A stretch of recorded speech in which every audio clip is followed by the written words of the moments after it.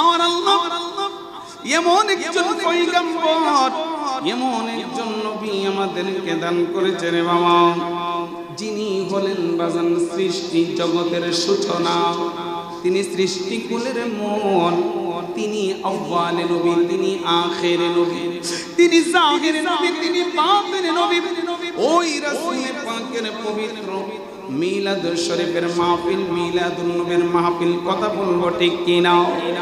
এই আলোচনা হয়তো আপনাদের মসজিদের সম্মানিত খতিব সাহেব, আমার শ্রদ্ধাভাজন বন্ধুবর হযরত মাওলানা নিয়ামতুল্লাহ আল মাহাদি সাহেব হয়তো এই গত 2-3 সপ্তাহে কিছু কিছু আপনাদের কাছে করেছে, কথা কোন ঠিক কিনা? ঈদে মিলাদুন নবীর আলোচনা হয়তো বা তিনি করেছেন, কোন দিকে কোন বিষয় তিনি আলোচনা করেছেন আমি জানি না। আমি আজকে আমার নবী পাকের আগমনের কিছু আলোচনা আপনাদের কাছে করতে যাচ্ছি রে বাবারা। হয়তো বা মনে হতে পারে এই আলোচনাটা আপনারা ওনার জবান থেকে শুনেছেন, কিন্তু এক একটা ফুলের এক একটা গান ওনার জবান থেকে যেমন লেগেছে হয়তো আমারটা শুনতে আরেকটু ব্যতিক্রম লাগবে, কথা কোন ঠিক কিনা? এই জন্য আসুন আমরা সামনে বাড়ি যাই, আস্তে করে আলোচনায় প্রবেশ করব, কিছু সময় আপনাদেরকে নিয়ে আলোচনা করব। আমার নবী রহমাতাল লিল আলামিন তখনও দুনিয়ার জমিনে আসে নাই, কি হয় নাই? আমার কথা বুঝেননি আপনারা? অসুবিধা নাই তো কোনো? নবী তখনও আসে নাই। আমার নবী পৃথিবীতে আসার শত শত বছর আগে একজন পয়গম্বর এসেছিলেন, যিনার নাম হচ্ছে মুসা কালিমুল্লাহ। তিনি 350 বছর কালেমার দাওয়াত দিয়েছেন, পর্দা হয়েছেন। তিনি পর্দা করার পরে আরো একজন পয়গম্বর এসেছেন, যিনার নাম হলো ঈসা রূহুল্লাহ। তিনি 40 বছর কালেমার দাওয়াত দিয়েছে। আল্লাহ পাক তিনাকে উঠিয়ে নিয়ে রেখে দিয়েছেন চতুর্থ আসমানে। তিনি পর্দা হওয়ার 570 বছর পরে নূর নবী, দুনিয়ার নবী, মায়ার নবী, রহমাতুল লিল আলামিন দুনিয়ার জমিনে শুভ আগমন হবে। মাযহাবের ইমাম, ইমাম আযম আবু হানিফা রাহমাতুল্লাহি আলাইহি, তিনি আমার নবী পাকের শান বর্ণনা করতে চাইয়া তিনি সুন্দরভাবে কবিতা লেখেন। ইনজিল ঈসা তাওরাত মুসা قد أتى بك مخبرا ولنا الكتاب أتى بمدحه لك لو أن البحار مدادهم والشعب أقلام مجهل لذاك لا يقدر الثقلان يجمع نذره أبدا وما استطاعوا به أدراك চিৎকার মেরে পড়ো আল্লাহু আকবার।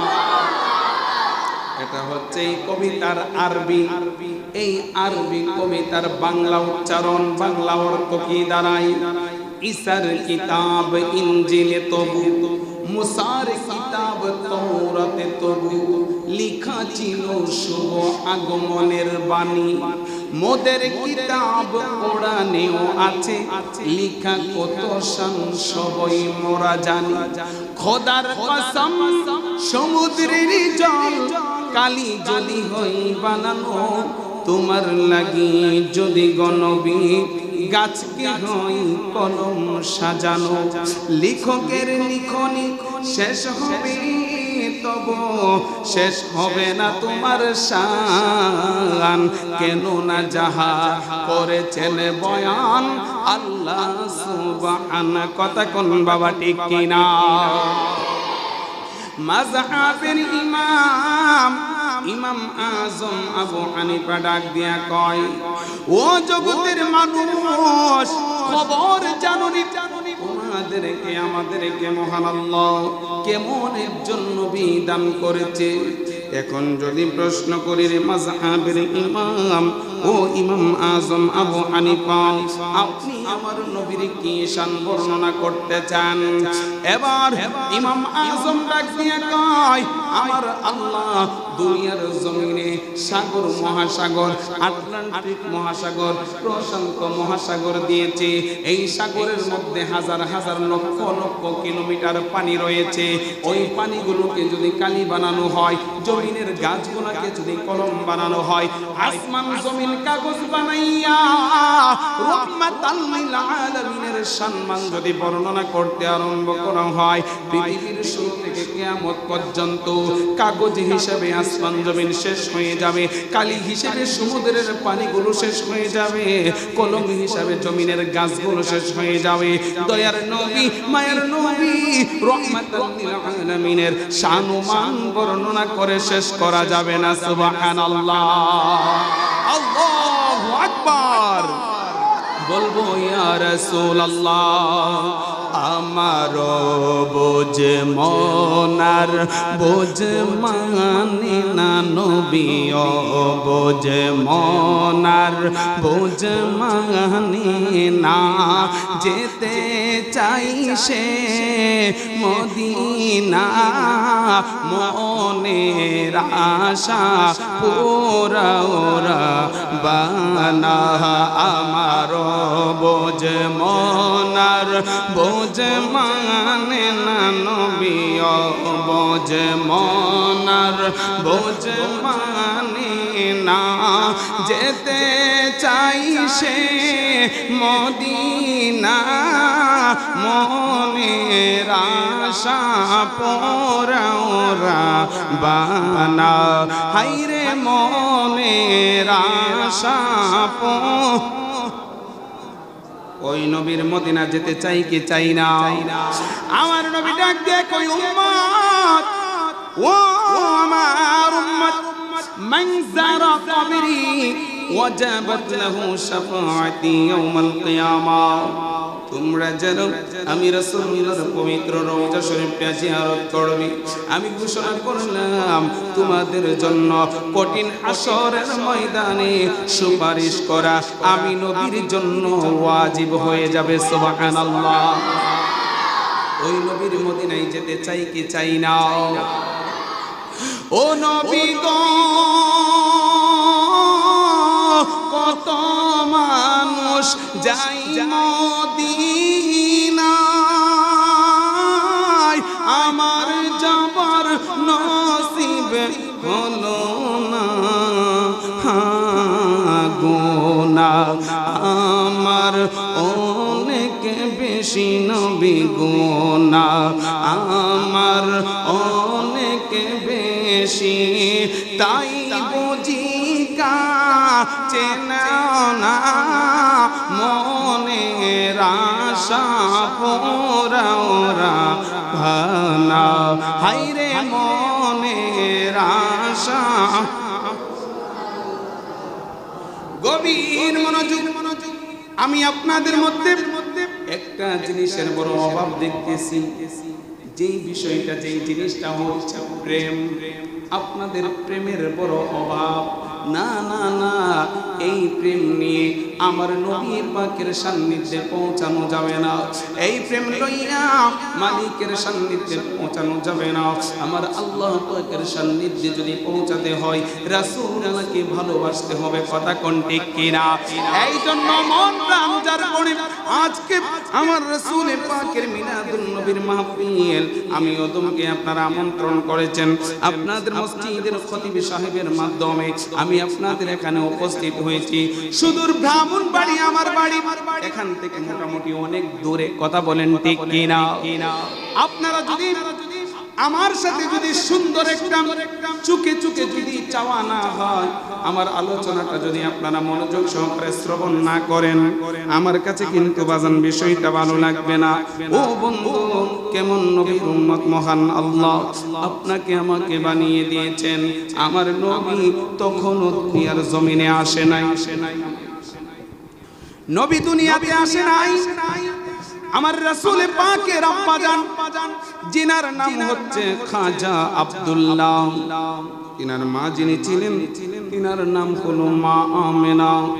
খাজা আব্দুল্লাহর সাথে মা আমেনার বিবাহ সম্পূর্ণ হয়েছে। ওই দিকে আলোচনা করতে গেলে দীর্ঘ সময় দরকার।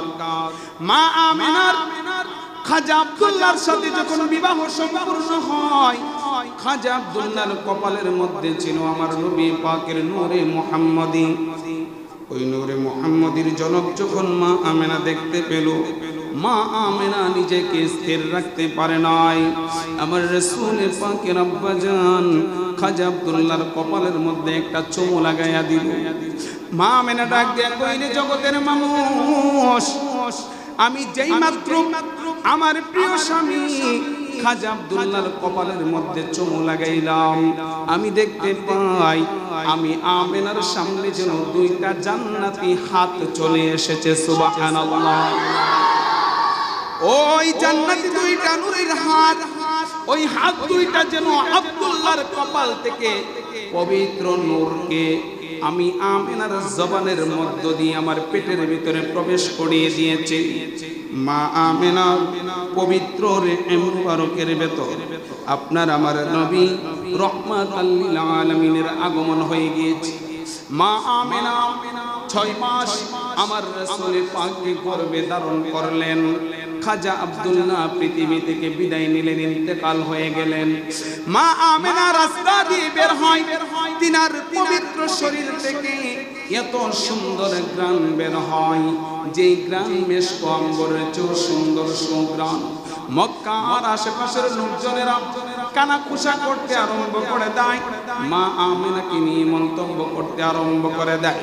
আমার রাসূল পাকের দাদা জান জিনার নাম হলো আব্দুল মুতালিব ডাক দিয়ে কই, আব্দুল মুতালিব আপনি তো হচ্ছেন খানে কাবা শরীফের মুতাওয়াল্লি, আপনি তো হচ্ছেন মক্কা শরীফের খাদেম, আপনি তো পবিত্র মক্কা নগরী এলাকার সরদার লিডার।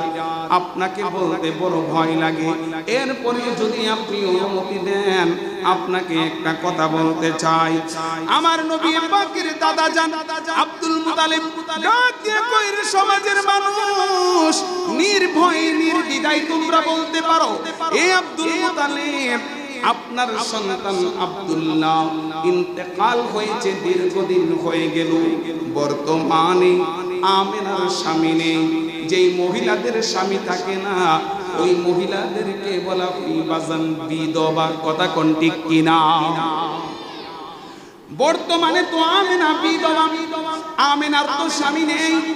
তাহলে কেন আপনার পুত্রবধূ আমেনা এত সুন্দর সুঘ্রাণ ব্যবহার করে আমেনা যেই রাস্তা দিয়ে হেঁটে যায়, আমেনার শরীরের সুগন্ধে আমাদের শরীর পর্যন্ত ঘ্রাণযুক্ত হয়ে যায়।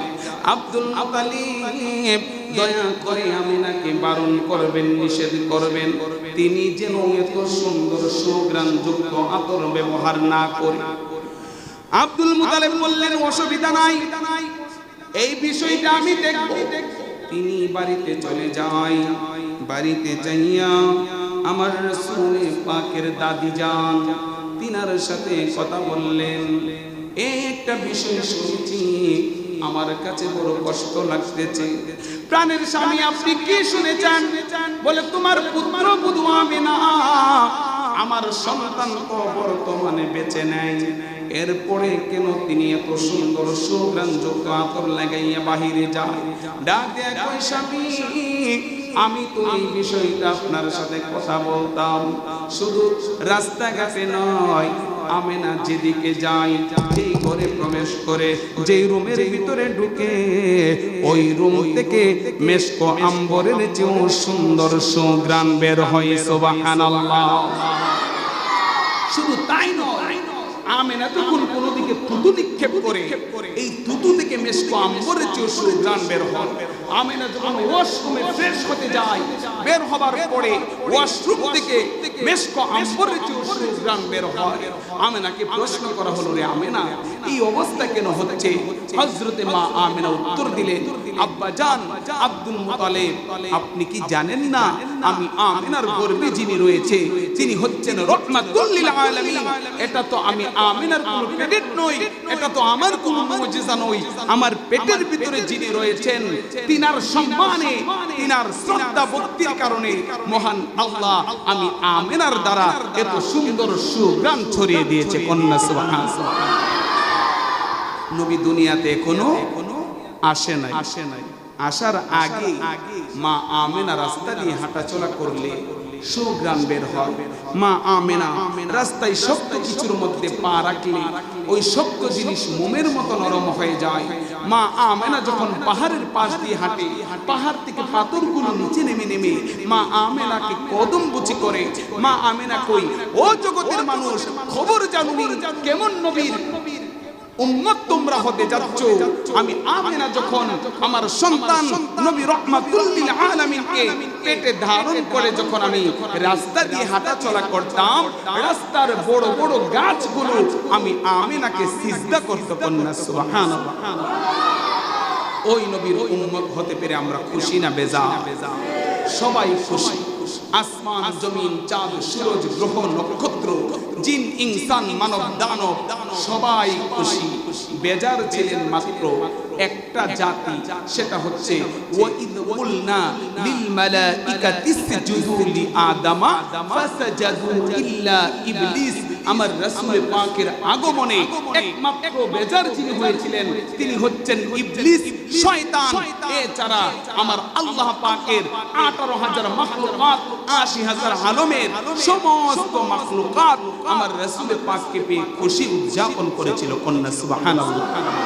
আর এই খুশি উদযাপন করার জন্য যিনি স্বয়ং নির্দেশ করেছেন তিনি হচ্ছেন মহান আল্লাহ। কন্যা সুবহানাল্লাহ।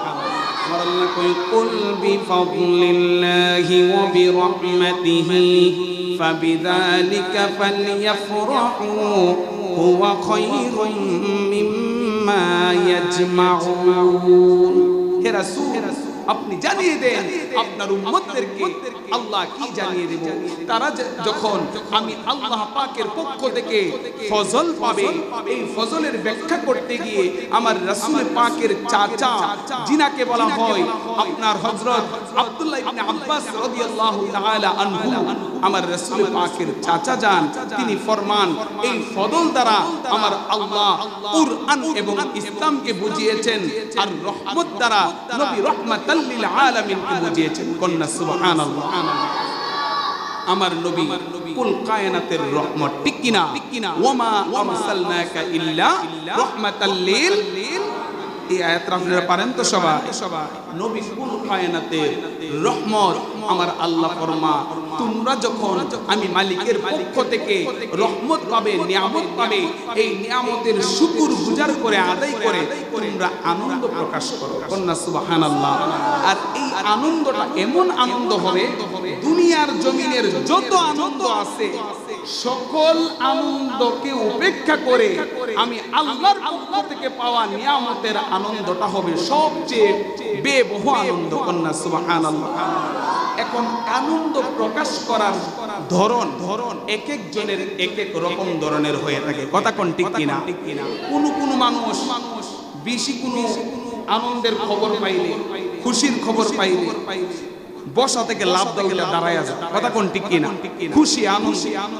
এমনও আনন্দ আছে যুবক ছেলেরা যখন খেলাধুলা করতে গিয়ে প্রতিপক্ষকে হারিয়ে যখন তারা যখন জিতে যায় মাঠের মধ্যে দৌড়াতে থাকে। কথা কোন ঠিক কিনা? 2-5 মিনিট দৌড়া, কেউ ধরার সুযোগ নাই, দৌড়ায় এরপরে একজন আরেকজনকে জাবরে জড়িয়ে দেয়। কথা কোন ঠিক কিনা? এটা হচ্ছে এদের আনন্দ প্রকাশ। কিছু কিছু আনন্দ আছে আনন্দের সুরে কেঁদে দেয়, চোখ দিয়ে পানি চলে আসে। ঠিক কিনা? এখন আমার যে সকল ভাইয়েরা আমরা যারা রাসূল পাকের শুভ আগমনকে স্বাগত জানাতে গিয়ে জশ্নে জুলুস ঈদে মিলাদুন নবী সাল্লাল্লাহু আলাইহি ওয়াসাল্লাম র্যালি করে থাকি, আমাদেরকে নিয়ে বিভিন্ন ভাবে বিভিন্ন রকম ধরনের ফতোয়াবাজি হয়। কথা কোন ঠিক কিনা? বিভিন্ন বেদাতের ফতোয়া দেয়। এখন আমরা যদি তাদের বেদাত তালাশ করি, তাদের মধ্যে কিন্তু বাজান বেদাতের গোডাউন রয়েছে। কথা কোন ঠিক কিনা? আমার আলোচনা সেই দিকে নয়, আমি কাউকে হেয় প্রতিপন্ন করে ছোট করে কাউকে ইঙ্গিত করে কথা বলার পক্ষে নই। তবে আমরা যারা রাসূলের পাকের শুভ আগমনকে, রাসূলের পাকের দুনিয়াতে আসাকে, পবিত্র ঈদে মিলাদুন নবীকে আমরা যারা জশ্নে জুলুস রেলির মাধ্যমে উদযাপন করি, আপনারা এগুলো নিয়ে আমাদের সাথে বাড়াবাড়ি করবেন না। কথা কোন ঠিক কিনা? আপনার ভালো লাগে না আপনি কইরেন না, এতে কোনো অসুবিধা নেই, আমি আপনাকে জোর করে করাবো না। কিন্তু আমি যখন আমার রাসূল পাকের শুভ আগমনে খুশি হইয়া আমি আমার রাসূল পাকের শানে নাতে মুস্তাফা পড়ব, ইয়া নবী সালাম আলাইকা পড়ব, আমি আমার নবী পাকের উপরে দুরূদ শরীফ পড়ে পুরো বিশ্ববাসীকে, বিধর্মী হিন্দু, ইহুদি, নাসারা, খ্রিস্টানদেরকে জানিয়ে দেব যে আজকে পবিত্র মাহে রবিউল আউয়াল শরীফের 12 তারিখ সুবহে সাদিকের সময় আমাদের মুসলমানদের সম্রাট যিনি ছিলেন নবী রাহমাতুল লিল আলামিনের পৃথিবীর জমিনে শুভ আগমন হয়েছে। আমি আমার নবীকে পেয়ে খুশি হয়েছি, ওই খুশি আমি আমার রাসূলুল্লাহর প্রতি সালাম বিনিময় করে ঘুরে ঘুরে আমার রাসূলুল্লাহকে স্বাগত জানাচ্ছি। আপনার তো এতে বাধা দেওয়ার কোনো দরকার নেই। কথা কোন ঠিক কিনা? কারণ আপনি যদি বেদাতের ফতোয়া দিয়ে যদি আমাকে রাসূল পাকের জশ্নে জুলুস ঈদে মিলাদুন নবী রেলি থেকে যদি বিরত রাখতে চান, তাহলে তো আমি আপনাকে বিভিন্ন দিক দিয়ে বেদাতের ফতোয়া দিতে পারব। যে ইমাম সাহেব হুজুর আজকে জশ্নে জুলুস ঈদে মিলাদুন নবীকে বেদাতের ফতোয়া দেয়, ওই ইমাম সাহেব হুজুরকে যদি আমি প্রশ্ন করি, হুজুর আপনি যে বললেন রাসূল পাকের যুগে কোন সাহাবা আজমাইন নবী পাককে এমনি রেলি করে করে স্বাগত জানাইনি, এখন আমি যদি বলি হুজুর আপনি যে আমাকে এই ফতোয়া দিচ্ছেন, আমি যদি আপনাকে বলি আমার রাসূল পাকের যুগে তো কোন সাহাবা আজমাইনদের যুগে তো এইভাবে টাইলস লাগানো, ফ্যান লাগানো, এত সুন্দর মসজিদ ছিল না, আপনি আমার রাসূল পাককে যদি এতটাই অনুসরণ করেন, তাহলে তো আপনি খেজুর পাতার ঘর বানিয়ে ইমামতি করবেন, আপনি কোন টাইলস ওয়ালা মসজিদে ইমামতি করতে যাচ্ছেন। কথা কোন ঠিক কিনা? এইভাবে বলতে গেলে অনেক বলা যাবে। আমার রাসূল পাকের যুগে, সাহাবা আজমাইনদের যুগে তো আমরা যে কোরআনুল কারীম তিলাওয়াত করি, কোরআনুল কারীম এইভাবে লিপিবদ্ধ ছিল না। আমার রাসূল পাকের কাছে হযরত জিবরাইল আলাইহিস সালাতু ওয়াস সালামের মাধ্যমে কোরআনুল কারীম নাজিল হয়েছে। আমার নবী এক এক সময় এক একটা আয়াত নিয়ে এসেছে, পাথরের মধ্যে লিখেছে, আস্তে আস্তে আস্তে আস্তে সাহাবীদের কাছে আমার নবী তিনার পবিত্র জবান দিয়ে উপস্থাপন করছেন, সাহাবীরা মুখস্থ করেছে, সাহাবীরা মুখস্থ করে করে আপনার তখনকার সময় লেখার জন্য যে সমস্ত সামগ্রী ছিল, আপনার বড় বড় পশুর চামড়াকে কাগজ বানিয়ে তখন লেখা হতো। সাহাবীগণ এই সমস্ত কিছুর মধ্যে কোরআনুল কারীমকে লিপিবদ্ধ করেছেন। জের ছিল না, জবর ছিল না, নকতা ছিল না, জজম ছিল না, তাসদীদ ছিল না, এগুলো তো সাহাবা আজমাইনদের পরবর্তীতে আস্তে আস্তে আস্তে আস্তে করে কোরআনুল কারীমের মধ্যে জের, জবর, পেশ, জজম, তাসদীদ, নকতা লাগানো হয়েছে। এক পারা, দুই পারা, তিন পারা, এইভাবে 30 পারা করে কোরআনুল কারীম সাজানো ছিল না। এখন আমি যদি ইমাম সাহেবকে যারা এই বিষয়ে ফতোয়াবাজি করে মিলাদুন নবীকে নিয়ে আমি যদি প্রশ্ন করি, আচ্ছা আপনি যে রাসূল পাকের জশ্নে জুলুস ঈদে মিলাদুন নবীর রেলিকে বাধা দেওয়ার জন্য বেদাতের ফতোয়া দেন, আপনি যে কোরআনুল কারীম দেখে বেদাতের ফতোয়া দেন, আমি যদি বলি আপনি যে কোরআনুল কারীমটা পড়ছেন এই কোরআনুল কারীমটাই বেদাত, বলি ছুটার কোনো উপায় আছে? না, কারণ কোরআন শরীফ তো এত সুন্দরভাবে ছিল না। তার মানে সমাজের মধ্যে উম্মতের উপকারে আসে ওই সমস্ত কাজ সাহাবা আজমাইনরা চলে যাবার পরেও যেগুলো আস্তে আস্তে করে আপনার সৃষ্টি হয়েছে, এগুলো বেদাত নয়। হ্যাঁ, বেদাত দুই প্রকার, বেদাতে হাসানা, বেদাতে সাইয়্যা। একটা হচ্ছে ভালো বেদাত, উপকৃত বেদাত যেটা জায়েজ, যেমন কোরআনুল কারীমের মধ্যে নকতা, জের, জবর ছিল না, কিন্তু উম্মতের উপকারের জন্য এগুলো লাগানো হয়েছে, এটা যেভাবে জায়েজ। আমার রাসূল পাকের যুগে যদিও সাহাবা আজমাইনরা এইভাবে তারা কি করে নাই, আমার রাসূল পাকের শুভ আগমনের খুশিকে উদযাপন করে নাই, আমি আমার মতো করে আমার রাসূল পাকের শুভ আগমনকে স্বাগত জানাবো, এটাও তেমনি জায়েজ। কথা বলেন ঠিক কিনা? আল্লাহ পাক আমাদেরকে বুঝার তৌফিক দান করুন। সবাই পড়ি আমিন। আসুন একটু মুহাম্মদে দরুদ শরীফ পড়ি। আল্লাহুম্মা সাল্লি মাওলানা মুহাম্মদ ওয়া আলা আলি সাইয়্যিদিনা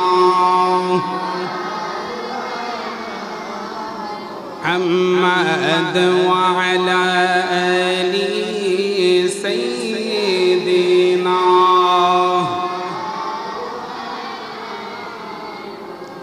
ওই রাসূলের পাকের উম্মত হতে পেরে আমরা খুশি না বেজার? যদি খুশি হয়ে থাকি আমার আল্লাহ ও আল্লাহর রাসূল পাকের বিধান অনুযায়ী জীবন পরিচালনা করা দরকার আছে কিনা নাই?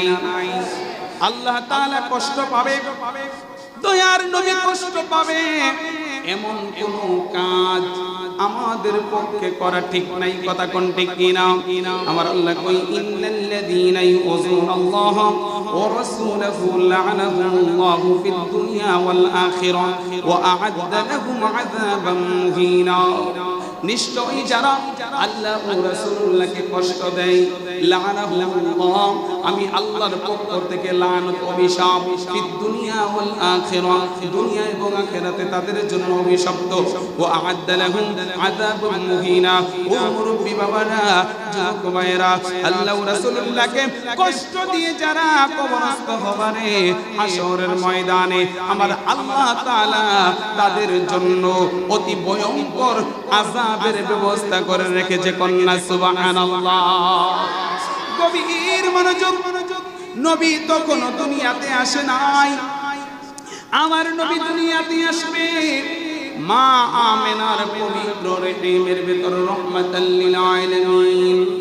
মা আমেনা মাঝে মাঝে পরিবারের কাজের জন্য পাশের থেকে পানি উঠাতে যেত।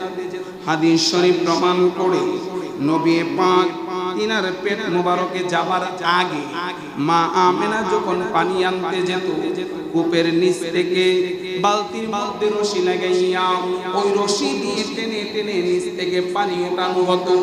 এই আলোচনা আপনারা সবাই জানেন। ও মুরব্বি বাবারা, মহান আল্লাহ আমাদেরকে দয়া করে মায়া করে কেমন নবী দান করেছেন, যেই নবী রূহের জগতে উম্মতের জন্য কেঁদেছেন, মাতৃগর্ভে উম্মতের জন্য কেঁদেছেন, দুনিয়ার জমিনে শুভ আগমন করে নুরানি কপাল জমিনের মধ্যে টেকাইয়া উম্মতের জন্য কেঁদেছেন। 63 সাল জিন্দেগি উম্মতের জন্য কেঁদেছেন। আমার নবী ডাক দিয়ে কই, সাহাবীরা রে, তোমরা কি মনে করেছ আমি নবী শুধু 63 বছর উম্মতের জন্য কেঁদেছি? না না না, 27 বছর মহান মালিকের সান্নিধ্যে মেরাজে ছিলাম। ওইখানেও 27টা বছর আমি আমার মালিকের সান্নিধ্যে থাইকা একটা মুহূর্তের জন্য উম্মত বলি নাই। জোরে জোরে কন্যা সুবহানাল্লাহ। আমার নবী উম্মত বলে নাই। কেমন নবীর উম্মত? যেই নবী পাকের উম্মত হতে পেরে আমরা বড় খুশি। দয়ার নবী মা আমেনার পবিত্র রেহিমের ভেতর মা আমেনা কূপ থেকে পানি আনতে যায়। অন্যান্য সময় যখন পানি আনতে যায়, বালতি দ্বারা কূপের নিচ থেকে পানি ওঠানো হতো। নবীজি মা আমেনার পেটের ভেতর তিনি পানি আনতে গেলেন, কূপের নিচ থেকে পানিগুলো উঠলে উঠলে উপরের দিকে উঠে। মা আমেনা প্রশ্ন করে, পানি রে, কেন রে তোমরা আমাকে দেখে উপরে উঠে যাও? আমার মা আমেনা ডাক দেয়া কয়, এ জগতের মানুষ, আমি শুনতে পাই পানি যেন আমাকে ডেকে ডেকে বলে, রে আমেনা, তুমি কেন এখানে পানি নিতে এসেছো? তুমি যদি আমাদেরকে বলতা পানির প্রয়োজন, আমরা কূপের পানি তুমি আমেনার ঘরের ভেতর চলে যাইতাম। এক কূপের পানি আমার জন্য কেন এত দরদ, কেন এত ভালোবাসা? পানি উত্তর করে, আমেনা, তুমি কি জানো না তোমার মধ্যে জিনার আগমন হচ্ছে? তিনি হচ্ছেন দুনো জাহানের বাদশা নবী রহমাতাল লিল, আওয়াজ করে বলবো, রহমাতাল লিল আলামিন নবী লা সালাম, রহমাতাল লিল আলামিন নবী। নবীরে সালাম দিলে গুনাহ হইব নি? গুনাহ হইলে সবগুলো আমার অসুবিধা নাই, নেকি হলে আমায় দেয়া লাগবে না। জবান খুলে খুলে নবীর উপর নাতে মুস্তাফা করব, গুনাহ মাফ হয়ে যাবে। কথা কোন ঠিক কি না? বাজান যেদিকে তাকাই শুধু বেজাল আর বেজাল। একমাত্র দুনিয়াবি কাজ কর্ম বন্ধ করে পবিত্র ঈদে মিলাদুন নবীর মাহফিল মসজিদের মধ্যে এসে বসে পড়লাম। এই সময়টুকু বেজাল মুক্ত। কথা কোন ঠিক কিনা? তিনি তো এমন আল্লাহ, তিনি যদি চায় সেকেন্ডের মধ্যে নাফরমান থেকে ঈমানদার বানায়া দিতে পারে কি পারে না? আপনার আমার নেক আমলের যে দুর্দশা, যে নাজেহাল অবস্থা, নেক আমলের বাহাদুরি করে আপনি আমি পার হয়ে যাব, এত বড় কথা বলার কোনো সুযোগ নাই। কথা কোন ঠিক কিনা? একমাত্র মহান আল্লাহ আপনাকে আমাকে দয়া করে মায়া করে যদি পার না করেন, কঠিন হাসর ময়দানে আমরা পার পাবার কোনো সুযোগ থাকবে না। কথা কোন ঠিক কিনা? এই জন্য বলতেছিলাম এই এলাকার মধ্যে আজকে পবিত্র ঈদে মিলাদুন নবীর মাহফিলে আমরা উপস্থিত হই। ব্যবসা বাণিজ্য ফেলাইয়া আপনার কদমের পাশে চলে আসি। ইয়া রাসূলুল্লাহ, নবীজি, দুনিয়ার জমিনে আমার যখন খিদা লাগে, আমি যখন ক্ষুধার্ত হয়ে যাই, ঘরে যদি কোনো খাবার না থাকে, দৌড়ে আপনি নবীর পাশে চলে আসি। ইয়া রাসূলুল্লাহ, নবী গো, আপনার নুরানি চেহারা মুবারকের দিকে আমি সওবান যখন তাকাই, আমার ক্ষুধার্ত পেট ভরে যায়, আমার খিদা নিবারণ হয়ে যায়। ইয়া রাসূলুল্লাহ, নবী গো, আজকে আমার একটা কথা মনে হয়ে গিয়েছে, যার জন্য আপনি নবী পাকের দরবারে ছুটে আসলাম। আমার নবী ডাক দিয়ে কই, সওবান, ও সওবান, কি কথা তোমার মনে হয়েছে রে সওবান? হযরতে সওবান কই, নবী গো, ও মায়ার নবীজি, হাসরের ময়দান যেদিন কায়েম হয়ে যাবে, সকল মানুষ নফসি নফসি বলবে, আল্লাহ আপনি আমাকে বাঁচান, আপনি আমাকে বাঁচান। ইয়া রাসূলুল্লাহ, আপনার মাকাম থাকবে অনেক উপরে, আপনার মাকাম হবে অনেক উপরে। আসা আইয়াবআসাকা রাব্বুকা মাকামান মাহমুদা। ইয়া রাসূলুল্লাহ, আপনি থাকবেন মাকামে মাহমুদে। ও মায়ের নবী গো, আমি সওবান কোথায় থাকবো আমি নিজেও জানি না। ইয়া রাসূলুল্লাহ, ইয়া হাবিবাল্লাহ, ও দয়ার নবীজি, দুনিয়ার জমিনে আমি সওবান আপনাকে যতটা ভালোবাসি, আপনার কাছে চলে আসি, খোদার কসম, হাসরের ময়দানে আমি সওবান একটা মুহূর্ত আপনাকে না দেখে থাকতে পারবো না। ইয়া রাসূলুল্লাহ, ইয়া হাবিবাল্লাহ, হাসরের ময়দানে আপনি রাসূলুল্লাহকে না দেখে আমি কেমন করে থাকবো, এই জন্য আমি কান্না করি।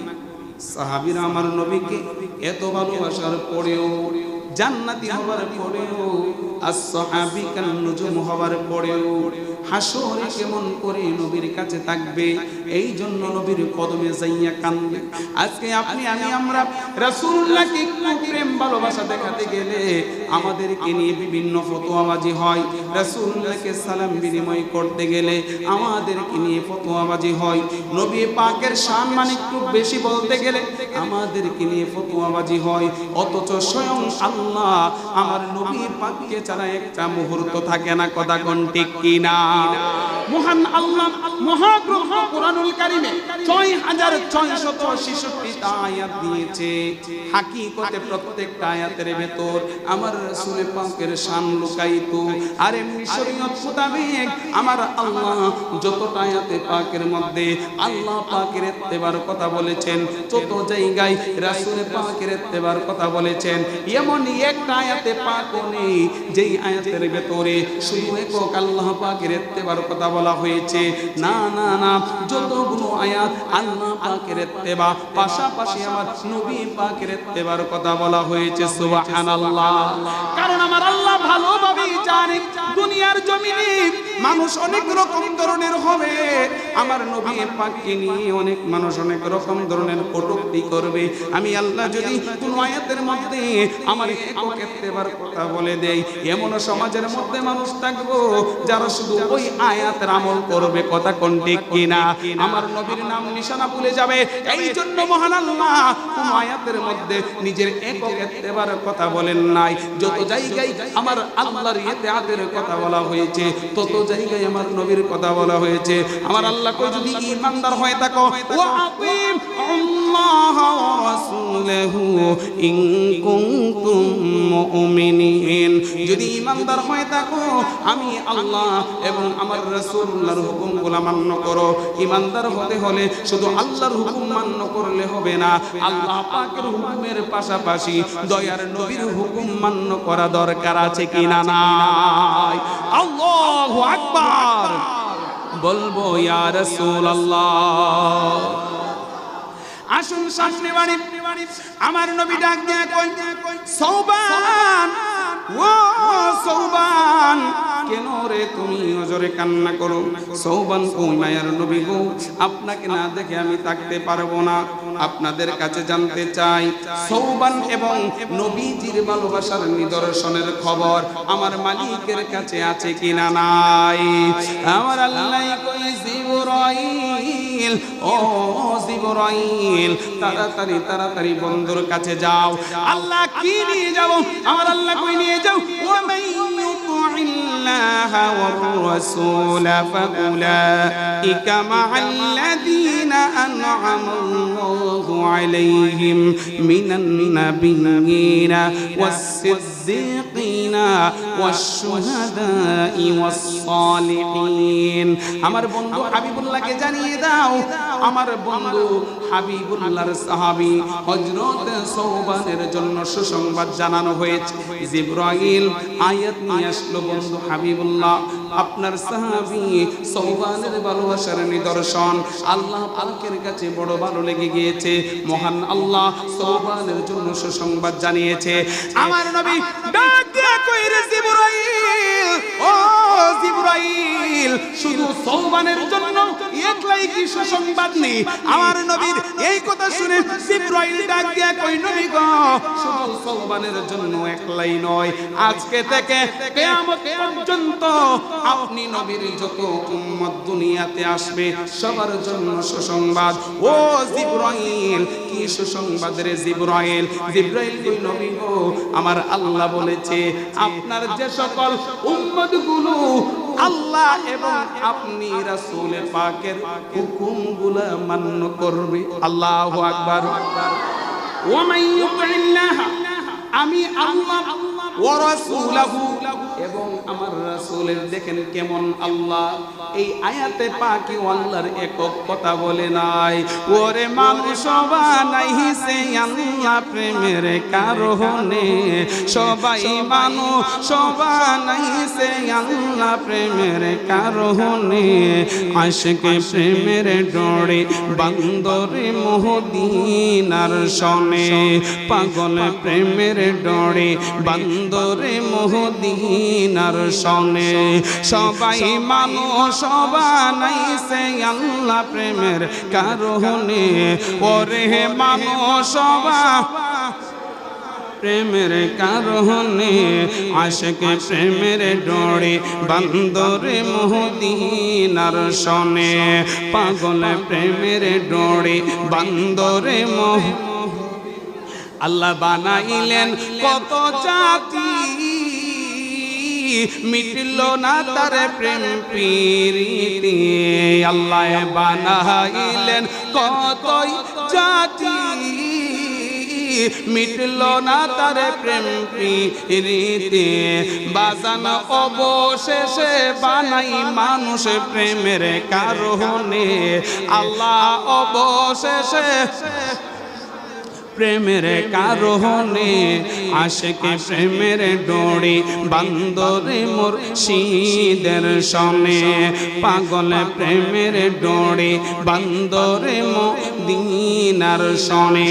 আমার মুরব্বী বাবারা, মাথায় টুপি পরছি বাজান শরীয়ত, দাড়িগুলা লম্বা করলাম শরীয়ত, পাঞ্জাবি পরলাম শরীয়ত। কিছু সময় পূর্বে ইমাম সাহেব হুজুরকে ইক্তাদা করে এশার নামাজে পড়লাম, এটা হচ্ছে বাজান শরীয়ত। শরীয়ত দ্বারা লেবাস ধারণ করা যায়, আর এই শরীয়তের লেবাসটাকে পুঁজি করে সমাজের মধ্যে বিভিন্ন মানুষেরা, সবাই না রে বাবা, কিছু কিছু মানুষেরা লেবাসটারে পুঁজি করে সমাজের মধ্যে অশালীন কার্যক্রম চক্র নিয়ে ব্যস্ত, কথা কোন ঠিক কিনা? দাড়িগুলা লম্বা রাইখা ব্যবসার মধ্যে 2 নাম্বারই করে, বলে দাড়িগুলা যদি লম্বা করি আমারে মানুষ বিশ্বাস করব, অথচ দাড়ি আল্লাহ আল্লাহর রাসূলকে খুশি করার জন্য রাখে নাই, মানুষ যেন তার বিশ্বাস করে এই জন্য দাড়ি লম্বা রাখছে।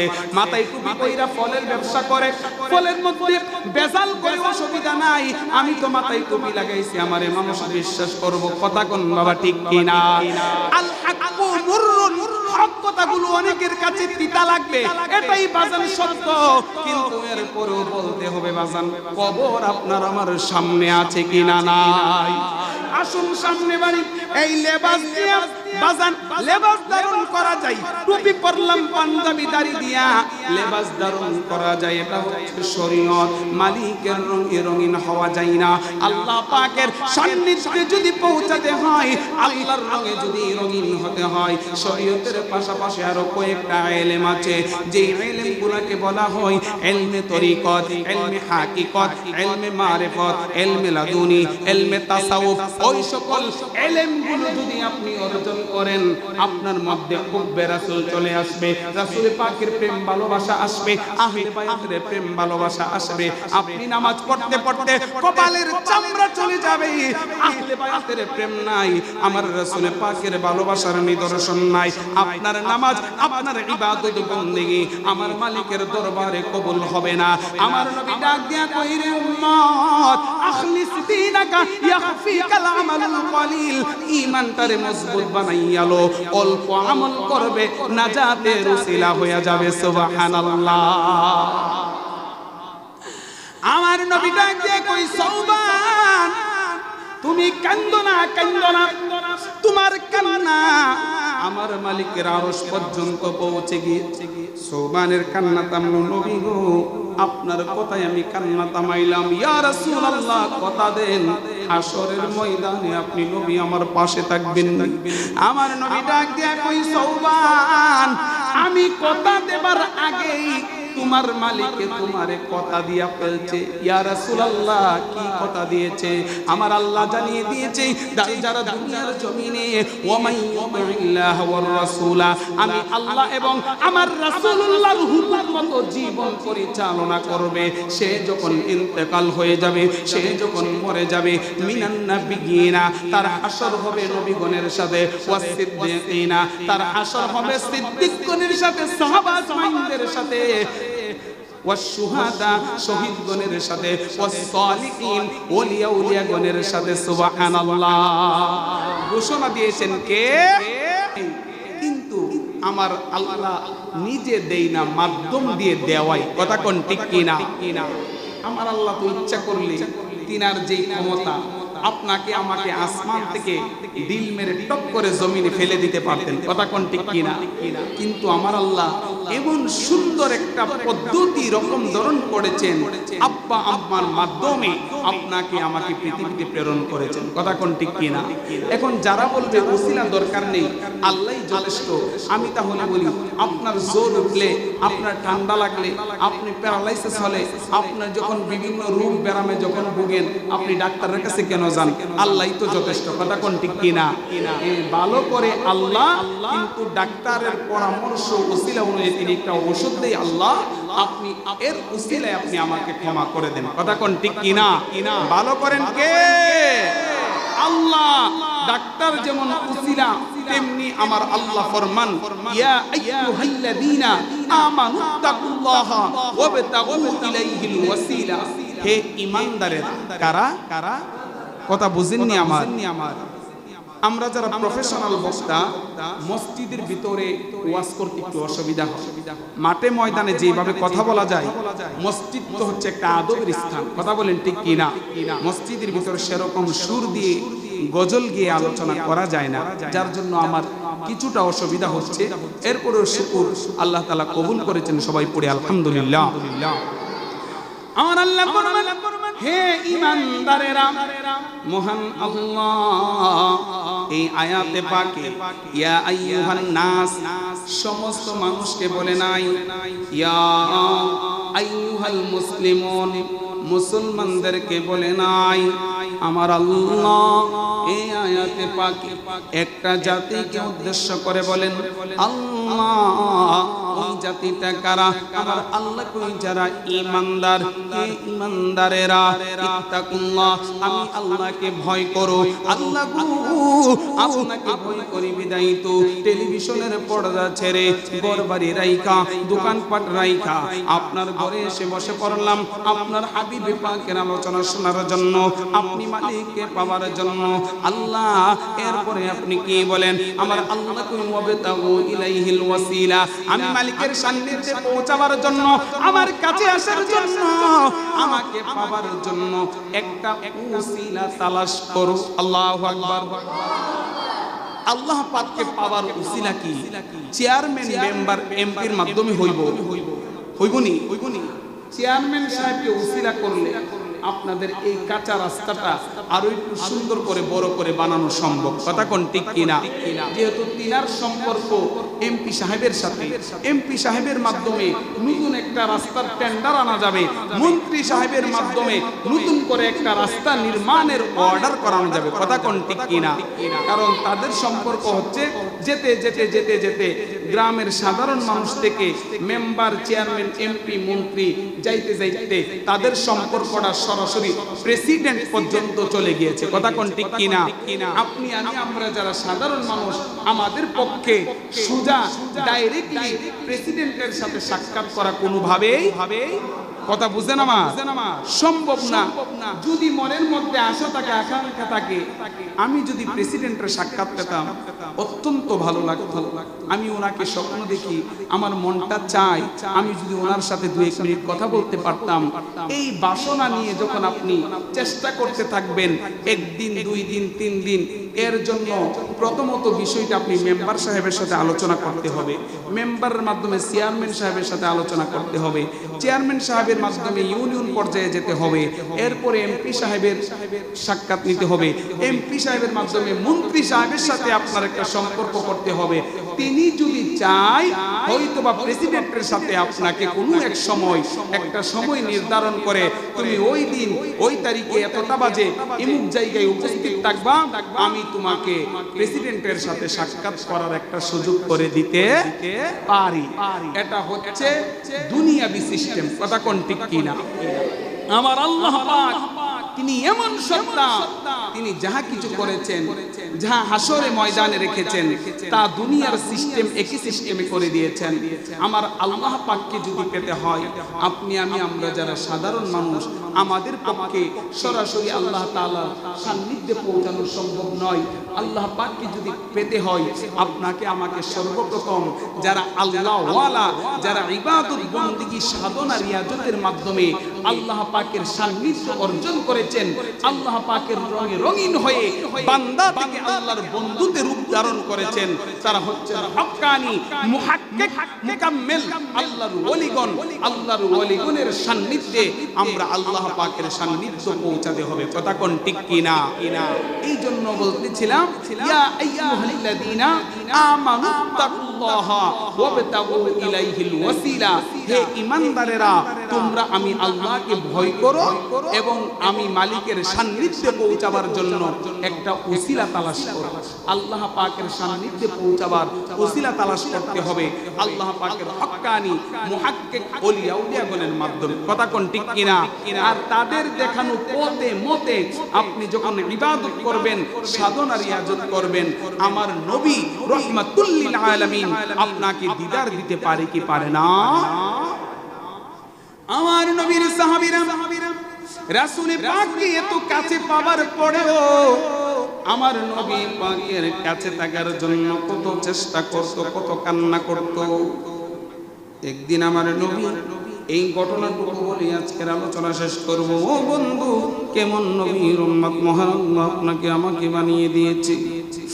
আমার নবী সাহাবীদের নিয়ে আলোচনা। আল্লাহ সম্মানিত আমার মুরব্বী বাবারা, আজকে আমরা ওই নবীর উম্মত হবার পরেও কিছু কিছু মৌলবীরা আছে আমার রাসূল পাকের শানে বড় বড় রকমের বেয়াদবি করে বসে। কথা কোন ঠিক কিনা? অথচ যেই নবীর শান আমার আল্লাহ ওয়া রাফা'না লাকা যিকরাক, বন্ধু হাবিবুল্লাহ, আপনার শান, আপনার আজমত, আপনার ইজ্জত, আপনার সম্মান, আপনার শ্রদ্ধা আমি আল্লাহ এতটা বুলন্দ করেছি, কেউ চাইলেই আপনার সম্মান খাটো করার কোনো সুযোগ নেই। আমার আল্লাহ ফরমান। এমনও আলেম আছে, আপনারা ইউটিউবে আলোচনা শুনছেন কিনা জানি না, বলে তাকে যে মক্কা শরীফ হজ করতে গিয়েছো, অসুবিধা নেই, মদিনা শরীফ যাওয়া লাগবে না, আছে কিনা নাই? এই সমস্ত আলেমদের জবানের কথা থেকে আপনারা নিজেদেরকে হেফাজত রাখবেন বাজান, ঈমানটা মুহূর্তের মধ্যে চলে যাবে। তুমি কেমন উম্মত, যেই নবী মদিনায় শুয়ে শুয়ে উম্মতি উম্মতি, যেই নবী বাংলার জমিন থেকে দুরূদ সালাম করলে আমার নবীর পাকের কাছে সাহাবাগণ ফেরেশতাগণ পৌঁছে দেয়, আপনি যখন বেশি ভালোবাসার নিদর্শন নিয়ে পড়বেন আমার নবী কই, আমার এমনও কিছু আশিক উম্মত আছে তাদের দুরূদ সালাম আমি নবী নিজ কান মুবারক দিয়ে সোনার মদিনা থেকে শুনতে পাই। কন্যা সুবহানাল্লাহ। আমার নবী সবকিছু দেখে, আমার নবী সবকিছু জানে। যিনি ক্ষমতা দিয়েছেন তিনি কে? আমার নবী কই ইন্নাল্লাহা জাওয়ালিয়াল আরদা, আমার রাসূল ফরমান নিশ্চয়ই মহান আল্লাহ আমি রাসূলুল্লাহর জন্য সমগ্র পৃথিবীর জমিনটাকে সংকুচিত করে দিয়েছে। আমি নবী কতটুকু দেখি জানুনি? মাশারিকাহা ওয়া মাগারিবাহা, পৃথিবীর পূর্ব প্রান্ত থেকে পশ্চিম প্রান্ত পর্যন্ত সবকিছু দেখি। নিশ্চয়ই আমার উম্মতের রাজত্বের সীমানা পরিধি অতি শীঘ্রই ততটুকু পৌঁছে যাবে যতটুকু পর্যন্ত আমি নবী দেখতে পাই। কন্যা সুবহানাল্লাহ। এই হাদিসে পাকের মূল ব্যাখ্যা করতে গেলে আধা ঘন্টা আলোচনা করতে হবে। আমার আল্লাহ আমাদেরকে এমন নবীর উম্মত করেছেন যেই নবীর সুপারিশ নিয়ে আল্লাহর কাছে দোয়া করলে আমার আল্লাহ সাথে সাথে আপনাকে ক্ষমা করে দেবে। কন্যা সুবহানাল্লাহ। সূরাতুন নিসা 64 নম্বর আয়াত, আমার আল্লাহ ফরমান ওয়ামা আরসালনা মির রাসূলিন ইল্লা লিয়ুতাআ বিইজনিল্লাহ ওয়ালাউ আন্নাহুম ইয যালামু আনফুসাহুম জাউকা ফাস্তাগফিরুল্লাহা ওয়াস্তাগফার লাহুমুর রাসূল লাওয়াজাদুল্লাহা তাওয়াবার রহিমা। আমার আল্লাহ ফরমান নিশ্চয়ই আমি আল্লাহ পৃথিবীর জমিনে এই জন্য রাসূল প্রেরণ করেছি যাতে করে তোমরা তাদের নির্দেশ অনুযায়ী আমি আল্লাহ পাকের হুকুমগুলো মান্য করতে পারো। কন্যা সুবহানাল্লাহ। আল্লাহ কইতেছেন আমি আল্লাহ এই জন্য রাসূল প্রেরণ করেছি যাতে করে তোমরা ওই রাসূলগণের নির্দেশ ক্রমে আমি মালিকের হুকুমগুলো মান্য করতে পারো। আর যখন তোমরা গুনাহ করতে করতে নফসটাকে বরবাদ বানিয়ে ফেলবা, আমি মালিকের কাছে ক্ষমা চাওয়ার যোগ্যতা হারিয়ে ফেলবে, যা উতা আমার নবী মদিনায় চলে যাও, ফাস্তাগফিরুল্লাহ ওয়াস্তাগফার লাহুর রাসূল। মদিনা শরীফ যাইয়া আমি আল্লাহর কাছে দোয়া করো, বন্ধুর কাছে তওবা করো। বন্ধু যদি তোমার পক্ষে আমি আল্লাহর কাছে সুপারিশ করে, কে? আল্লাহর কাছে যদি নবীজি সুপারিশ করে, কোরআনুল কারীমের আয়াত আপনি সাধারণ ব্যাখ্যা খুলে দেখেন কি বলেছে। নবী যদি আপনার পক্ষে আল্লাহর কাছে সুপারিশ করে, আমার আল্লাহ কই লাওয়াজাদুল্লাহ তাওয়াবার রহিমা, সাথে সাথে আমি আল্লাহকে তুমি তওবা কবুলকারী রহমান রহিম অতি দয়ালু হিসাবে পেয়ে যাবা। কন্যা সুবহানাল্লাহ। আর বলে ওই নবী মদিনায় যাওয়া দরকার নাই।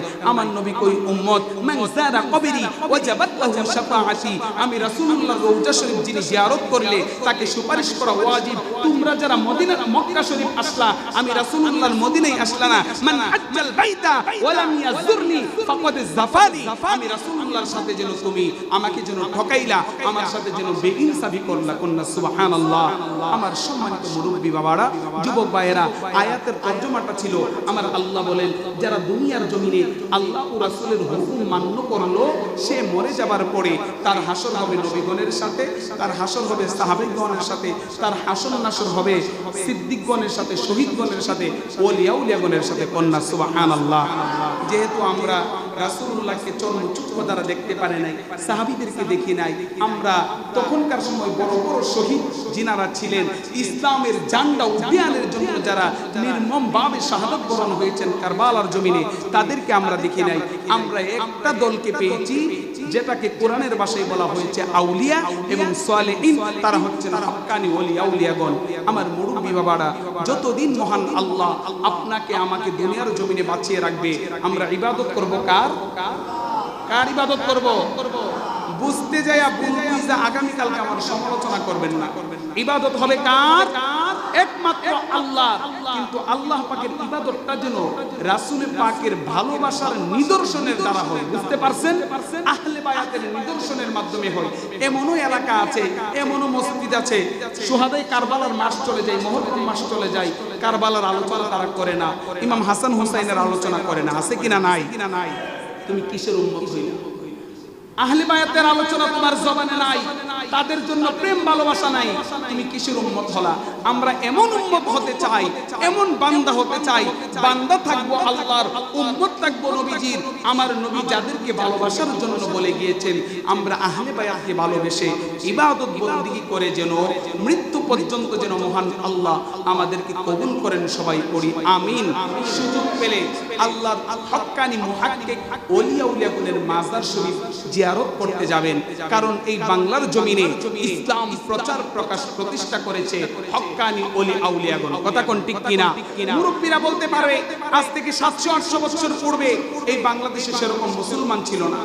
আপনার জমিনের দলিল পত্রের সিএস আর পড়তে গেলে হিন্দুদের নাম খুঁজে পাওয়া যায়। বাবা শাহজালাল মুজাররদ ইয়ামেন, বাবা শাহপরান মুরারবন্দের জমিনে 120 জন আউলিয়া, নাসিরউদ্দিন সিপাহ সালা, কুতুবুল আউলিয়া, বন্দেগী শাহ ব্রাহ্মণবাড়ির জমিনে কল্লা সৈয়দ শেরালি শাহ সৈয়দুল আউলিয়া, শাহ আলী বাগদাদি, শরফুদ্দিন চিশতি।